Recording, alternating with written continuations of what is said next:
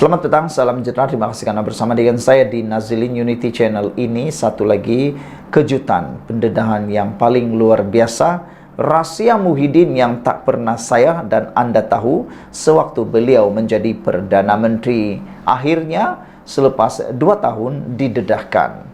Pakatan Harapan sebenarnya mencadangkan supaya ahli parlimen yang melanggar keputusan whip parti hilang kerusi. Tapi apa yang berlaku? Perikatan Nasional pula yang tolak. Akhirnya apa yang berlaku? Mereka pula yang terkena masalah itu sendiri. Perikatan Nasional sendiri menentang cadangan Pakatan Harapan untuk memperkenalkan undang-undang anti lompat parti yang lebih ketat bagi membolehkan ahli parlimen mengosongkan kerusi sekiranya pendirian mereka bertentangan dengan whip parti masing-masing. Perkara itu didedahkan Setiausaha Agung PKR Saifuddin Nasruddin Ismail yang menganggotai jawatan kuasa teknikal bagi menggubal akta berkenan bersama 2 lagi wakil Pakatan Harapan, Gobind Singh Dio dan Hanifah Maidin pada tahun 2022. Pendirian PH, tindakan ahli parlimen MP bertindak bertentangan keputusan whip parti di dalam Dewan dalam perkara seperti undian bajet, usul undi tidak percaya dan apa-apa RUU yang memberi kesan kepada kedudukan kerajaan adalah dikira hilang kerusi dan pilihan rakyat kecil perlu diadakan. Juga ahli parlimen yang dipecat oleh kerana parti melanggar disiplin dan pelabangan parti dikira hilang kerusi. Namun Perikatan Nasional pada masa itu yang diwakili Hamzah Zainuddin dan Taqiyuddin Hasan, Perikatan Nasional tidak setuju dengan cadangan PH di atas. Katanya dalam satu kenyataan hari ini, Saifuddin berkata disebabkan bantahan Perikatan Nasional, Wan Junaidi Tuanku Jaafar selaku pengerusi jawatan kuasa itu hanya mengusulkan cadangan yang mendapat konsensus semua parti akan diterima. Akhirnya keadaan bagaimana yang dikira ahli parlimen hilang kerusi, istihar masuk parti lain. Istihar jadi ahli parlimen bebas. Istihar sokong Perdana Menteri tidak hilang kerusi, kata Saifuddin.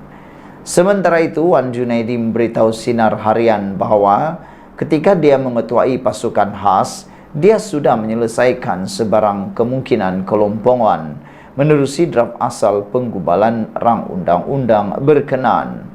Bagaimanapun katanya draft asal yang disiapkan pada April 2022 itu ditolak jemaah menteri susulan terdapat 4 menteri kabinet tidak bersetuju dengan salah satu klausa yang disertakan. Klausa itu menyatakan kalau seseorang ahli parlimen bertukar sokongan di Dewan Rakyat terhadap blok berlawanan, mereka tetap akan dikira melompat parti walaupun tidak istihar keluar atau dipecat parti. Apabila draft asal ditolak barisan kabinet, saya terpaksa mengadakan semula libat urus dengan semua parti politik dan merombaknya jelasnya. Wan Junaidi berkata dia telah memberi amaran mengenai kelompangan akta itu kepada jemaah menteri pada tahun April 2022. Saya sendiri terlibat banyak sisi libat urus bagi membincangkan draft undang-undang ini bersama ahli-ahli parlimen selepas setiap parti. Namun ketika itu whip bersatu tidak menyokong draft asal. Dengan jemaah menteri tetap mahukan kelulusan draft rang undang-undang anti lompat parti dicapai secara konsensus, saya tiada pilihan lain. Saya turut akur apabila satu draft baru rang undang-undang berkenan disiapkan Peguam Negara bagi menggantikan draft asal saya. Akhirnya diangkat ke Dewan Rakyat jelasnya. Sejak bulan lalu, 4 ahli parlimen bersatu menyatakan sokongan kepada Anwar Ibrahim bagi mendapatkan peruntukan sebanyak 3 juta ringgit setiap tahun. Semalam bersatu dilaporkan mendesak agar akta anti lompat parti dikaji semula susulan tindakan 4 ahli parlimennya. Presiden Bersatu Muhyiddin Yassin berkata kajian itu perlu dibuat kerana akta tersebut ada beberapa kelemahan. Antara komen daripada otak center di dalam Malaysia kini menulis, padan muka bersatu telah tertembak kaki sendiri. Cuma satu untuk dikaji saja, tapi tak payah haraplah boleh dibuat sewenang-wenangnya, begitu kata beliau. Sekian dulu untuk kali ini. Jangan lupa tinggalkan komen anda, tekan butang subscribe. Malaysia kita punya, kita jaga sama-sama, cintai Malaysiaku. Bye-bye. Selamat petang, salam sejahtera. Terima kasih kerana bersama dengan saya di Nazlin Unity Channel. Ada orang mengata begini, Muhyiddin menghadap SPRM, akhirnya menghadap SPRM. Itu satu kejutan besar. Rupa-rupanya ia dipetik daripada MU.net dengan kata, Muhyiddin tak puas hati ahli parlimen sokong Perdana Menteri Anwar Ibrahim, akhirnya mahu lapor SPRM.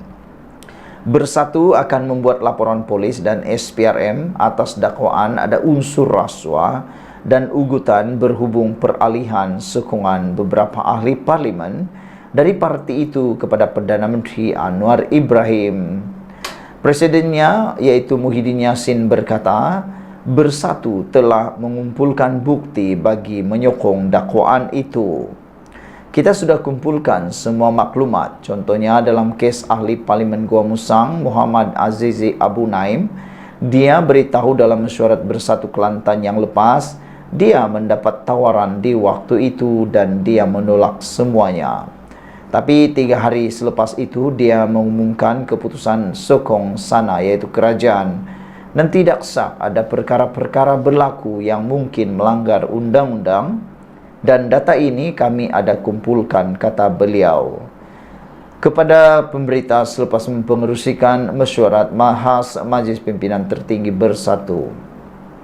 Selain Azizi, 3 lagi ahli parlimen Bersatu yang kini menyokong Anwar Ibrahim ialah Iskandar Zulkarnain Abdul Khalid Kuala Kangsar dan Suhaili Abdul Rahman Labuan dan Zahari Kericik Jeli. Dengan sokongan mereka, Anwar kini memiliki sokongan sebanyak 150 ahli parlimen di Dewan Rakyat, namun melepasi majoriti 2/3. Bersatu telah pun menggantung keahlian Iskandar Zulkarnain selama 4 tahun dan Suhaili digantung selama 6 tahun. Semalam juga semua adun Bersatu dikumpulkan untuk bertemu dan melafazkan ikrar taat setia di depan Muhyiddin. Mengulas lanjut, Muhyiddin mendakwa Iskandar Zulkarnain juga sebelum ini memberitahu diugut untuk menyokong Perdana Menteri. Kes ahli parlimen Kuala Kangsar jelas disebutkan tarik-tarik bagi bila pihak tertentu yang melibatkan tauke berpangkat Tan Sri pergi jumpa nak ugut tak bagi buat sokongan, maka akan dikenakan hukuman oleh SPRM.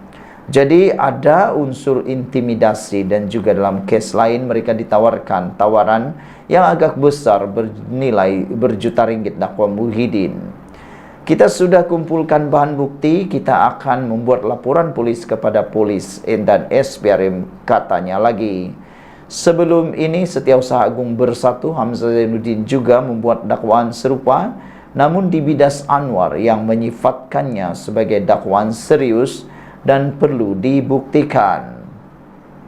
Ketua Pesuruhjaya SPRM Azam Baki turut menafikan dakwaan itu dan menyifatkan ia dibuat untuk mencemarkan nama baik agensi itu. Saudara-saudara sekalian, apa yang lebih mengejutkan kita ialah Syed Saddiq Syed Abdul Rahman kata beliau amat kifarah itu benar. Mahkamah Tinggi menjatuhkan hukuman penjara 7 tahun, 2 sebat dan 10 juta ringgit denda kepada Syed Saddiq Syed Abdul Rahman atas kedapatan bersalah. Hakim Azhar menjatuhkan hukuman itu selepas mendengar rayuan dan hujan pihak pembelaan. Terdahulu, ahli parlimen dapati bersalah selepas memutuskan pihak pembelaan gagal menimbulkan keraguan yang munasabah. Saudara-saudara sekalian, sekian dulu untuk kali ini. Jangan lupa tinggalkan komen anda, tekan butang subscribe. Malaysia kita punya, kita juga sama-sama cintai Malaysiaku. Bye-bye. Selamat petang, salam sejahtera. Terima kasih kerana bersama dengan saya di Nazlin Unity Channel. Ramai netizen mengatakan kalau betul sokongan 4 ahli parlimen terhadap Anwar Ibrahim itu dibuat atas unsur sogokan dan ugutan, sila buat laporan polis, kata mereka. Namun yang mengejutkan kita, laporan yang diterima ini ialah setakat hari ini, sekarang ini masih tiada laporan polis yang dibuat dakwaan diugut menyokong Anwar Ibrahim. Ramai yang orang tertanya-tanya, kalau betul 4 ahli parlimen itu disogok dan diugut, kenapa sampai ke waktu ini, kata mereka, tiada laporan polis dibuat? Sepatutnya, kata mereka, laporan polis segera dibuat supaya siasatan boleh dibuat. Dan Anwar Ibrahim pun sudah kata tentang perkara ini. Anwar Ibrahim kata, jangan tunggu lama-lama, cepat buat laporan supaya siasatan boleh dilakukan dengan segera. Saya juga setuju dengan apa yang dikatakan oleh Anwar Ibrahim itu. Bukan Anwar Ibrahim takut, bahkan dia kata, cepatlah supaya lebih cepat siasatan dibuat lebih baik. Meskipun wujud dakwaan kononnya ada pihak diugut dan ditawarkan habuan untuk menyatakan sokongan kepada Perdana Menteri Datuk Seri Anwar Ibrahim, tiada laporan polis dibuat berhubung perkara itu setakat ini. Menteri Komunikasi dan Digital Fahmi Fadzil berkata, sekiranya perkara itu benar-benar berlaku, pihak berkaitan boleh mengemukakan bukti dan membuat laporan kepada polis, kata Fahmi Fadzil. Penting diingatkan, Perdana Menteri atau ahli jemaah menteri tidak ada apa-apa campur tangan, ugutan atau habuan dan sebagainya yang ditawarkan. Tidak ada, kata Fahmi Fadzil.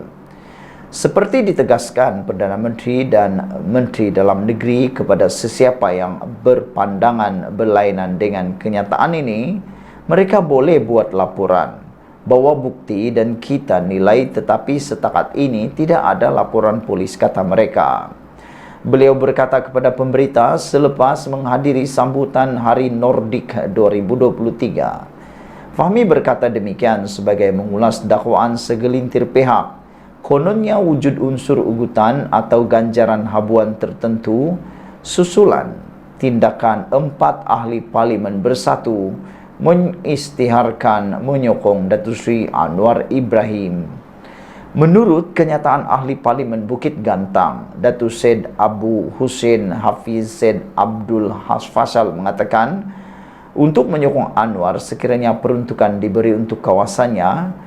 Fahmi sekali lagi menegaskan, tiada tawaran atau habuan kepada sesiapa yang ingin menyokong Perdana Menteri. Mengenai tindakan beberapa ahli parlimen pembangkang yang menyatakan sokongan terhadap Anwar, sebenarnya menafikan desas-desus hayat kerajaan perpaduan akan berakhir. Fahmi menyifatkan situasi berlaku ketika ini adalah complete reverse. Nampaknya apa yang berlaku sekarang ini adalah complete reverse daripada apa yang disangkakan. Sejujurnya, saya boleh kata tidak sangka sokongan terhadap Perdana Menteri boleh meningkat menjadi 151. Jadi kalau nak dikatakan bukanlah kerajaan perpaduan yang hadapi pergolakan, tetapi mungkin setengah parti dari pembangkang sekarang ini sedang bergolak, katanya. Bagaimanapun, katanya, kerajaan tidak meneguk di air keruh, sebaliknya akan meneruskan usaha sama dan dasar-dasar yang diumumkan termasuk kerangka ekonomi madani. Mengulas lanjut, ahli parlimen Muar Syed Saddiq Syed Abdul Rahman yang dijatuhkan hukuman penjara 7 tahun dan sebat 2 kali serta denda 10 juta, Mahkamah Tinggi hari ini, Fahmi berkata keputusan mahkamah itu diputuskan secara bebas. Keputusan hari ini saya percaya semua akur dan semua hormat keputusan mahkamah. Penting saya ingatkan bahawa keputusan ini adalah keputusan institusi kehakiman yang diputuskan secara bebas. Tidak ada campur tangan dari mana-mana pihak, apalagi campur tangan daripada pihak eksekutif.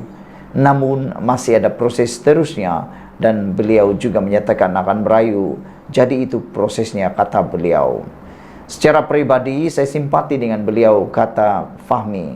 Saya kenal beliau malah sebelum PRU 15, Parti Keadilan mengarahkan supaya saya menjadi antara pemimpin yang menjadi penghubung dengan muda.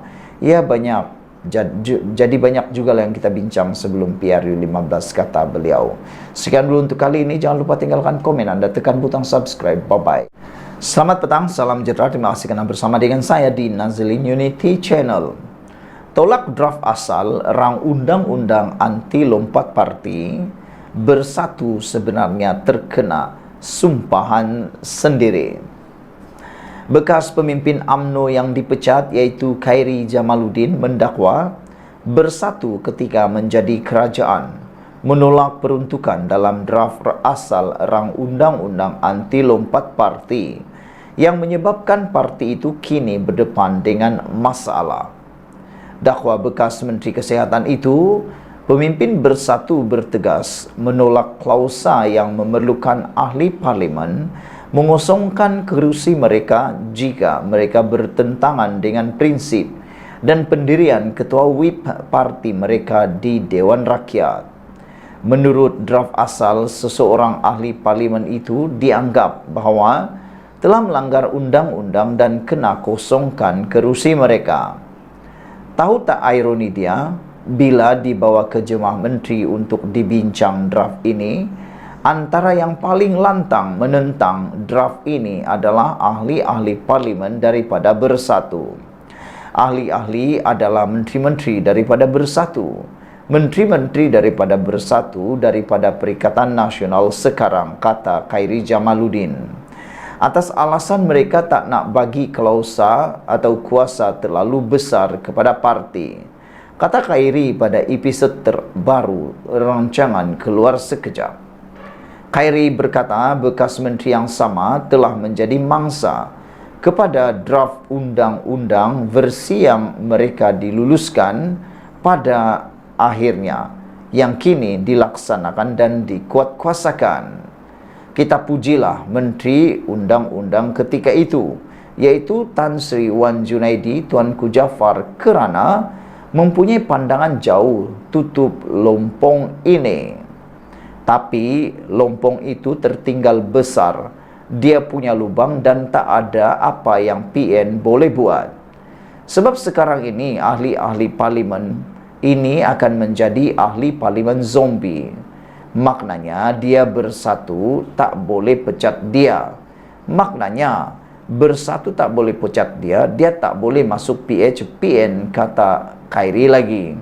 Dia cuma hidup macam itulah, hidup zombie, dan dia akan ada dapat peruntukan. Itu saja, kata Khairi Jamaluddin. Bersatu kemarin menggesa akta anti lompat parti dikaji semula. Berikutan 4 ahli parlimennya mengumumkan sokongan mereka kepada Perdana Menteri Anwar Ibrahim. Presidennya Muhyiddin Yassin berkata, undang-undang itu perlu dikaji semula kerana ia mempunyai beberapa kelemahan.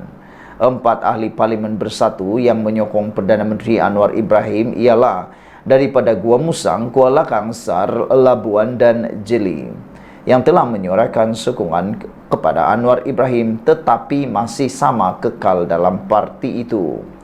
Bagaimanapun, akta anti lompat parti tidak mempunyai peruntukan untuk menangani tindakan sedemikian. Undang-undang itu hanya mempunyai ketetapan mengenai ahli parlimen atau adun yang keluar parti mereka untuk menyertai parti lain. Iskandar dan Suhaili masing-masing telah digantung oleh Bersatu selama 4 tahun dan 6 tahun oleh Lembaga Disiplin Parti. Perkara 49 dalam Perlembagaan Persekutuan merupakan pindaan baru yang digubal untuk menghalang ahli parlimen daripada bertukar parti. Ia tidak menghalang seseorang ahli parlimen daripada mengundi bertentangan dengan arahan partinya sendiri. Peruntukan tersebut digubal dalam 2 bahagian, iaitu perkara 49A dalam kurungan 1 dan perkara 49A dalam kurungan 2. Pasal 1 perkara 49A memperuntukkan bahawa seseorang ahli Dewan Rakyat hendaklah berhenti menjadi ahli Dewan Rakyat itu dan kerusinya hendaklah menjadi kosong jika ahli parlimen tersebut yang pertama setelah dipilih ke Dewan Rakyat sebagai anggota suatu parti politik, dia melepaskan keanggotaan sebagai atau tidak lagi menjadi anggota parti politik itu, atau setelah dipilih ke Dewan Rakyat bukan sebagai anggota parti politik yaitu calon bebas, dia menyertai parti politik sebagai ahli. Tiada PRK kekal ahli parlimen. Fasa 2 perkara 49E pula menyatakan tiada pengecualian di mana keahlian seseorang ahli parlimen dalam Dewan Rakyat itu tidak terhenti hanya disebabkan oleh pembubaran atau pembatalan pendaftaran parti politiknya, pelepasan keanggotaan ahli parlimen itu daripada ahli parti politiknya apabila dia dipilih sebagai yang dipertua dewan, pemecatannya daripada keanggotaan dan parti politiknya. Sementara itu, Khairi berkata, undang-undang itu tidak meliputi alasan di sebalik penyingkiran seorang ahli parlimen, tetapi hanya jika parti memecat mereka. Saya percaya dan yakin mungkin Perdana Menteri ada penasihat undang-undang yang hebat yang kata Datuk Seri, ini adalah loophole yang terbaik yang kita boleh guna tanpa kita cetuskan pilihan raya kecil. Sebab kalau trigger by election di kawasan macam Jeli dan Gua Musang, itu memang confirm lah ahli parlimen ini akan keola kepada BNPH ini. Jadi dia tak nak cetuskan pilihan raya kecil, dia nak juga mereka ni kekal sebagai YB katanya. Menurut Khairi lagi, walaupun Bersatu mahu membuat percaturan politik dengan memecat 4 ahli parlimen itu, namun mereka tetap akan kekal sebagai ahli parlimen. Malah lebih mudah untuk mereka jadi ahli PKR atau mana-mana dalam parti PH, jelasnya. Muhyiddin berkata Bersatu telah mengumpulkan bukti berhubung dakwaan rasuah dan ugutan di sebalik keputusan. Ahli parlimen parti itu menyuarakan sokongan kepada Anwar. Sokongan 4 ahli parlimen Bersatu itu menjadikan seramai 150 ahli parlimen menyokong Anwar, lebih 3 kerusi yang diperlukan untuk menguasai majoriti 2/3 di Dewan Rakyat. Saudara-saudara sekalian, ini adalah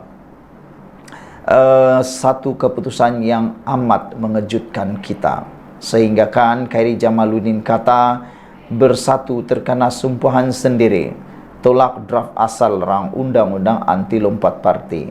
Terpikir juga sayang, kalaulah parti Bersatu Muhyiddin Yassin tidak menolak draft asal undang-undang itu, pasti kesemua 4 ahli parlimen daripada Bersatu itu tidak akan sekali-kali berani untuk meninggalkan ketua whip mereka. Namun apakan daya, nasi sudah menjadi bubur, menyesal pun sudah tidak berguna lagi.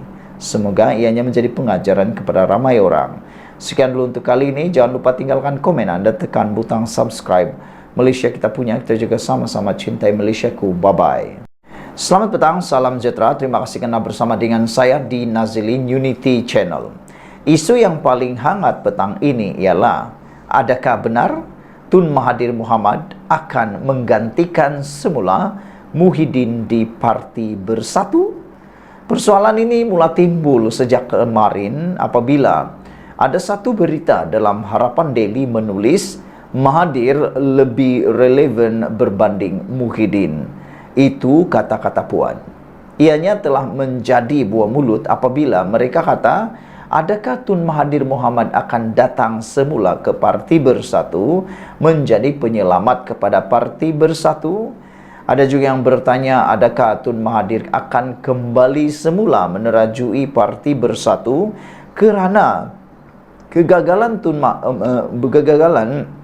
Muhyiddin Yassin untuk menjaga dan mempertahankan ahli-ahli parlimen dalam Parti Bersatu.